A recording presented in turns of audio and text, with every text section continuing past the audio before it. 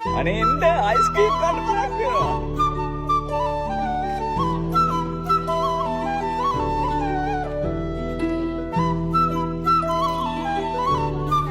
හම්බෙන පුංචි වෙලාවෙත් ඒ හම්බෙන ටයිම් එකේ හරි ලස්සනට ඒ කාලේ ගත කරන්න අපි හුරු වෙලා තියෙනවා. සැලනනුවන් ග්‍රාමයේ දිරුෂි අක්කා අතරම ගොඩක් සහෝදරයෙක් වගේ අපිත් එක්ක මාර සපෝට් එකක් දෙනවා අපේ වැඩවලට වගේම මගේ ලයිෆ් එකේ මාර හොඳ බොක්කක් කිව්වොත් හරි. ඒ වගේම මේ ලස්සන ගම්මානේ අපිට මාරම සුන්දර වටපිටාවක් හරිම ආදරණීයයි. එතකොට මේ මිනිස්සු මේ වැඩ කරන ක්‍රූ එකේ කට්ටිය කවදාවත් ඔයගොල්ලෝ දැකලා නැති වෙති. ඒගොල්ලෝ තමයි මේ තිරේ පිටිපස්සේ ඉන්න වීරයෝ. ඒගොල්ලෝ තමයි ඔයගොල්ලන්ට ලස්සන ග්‍රාම එකක් එළියට ගෙනත් දෙන්නේ.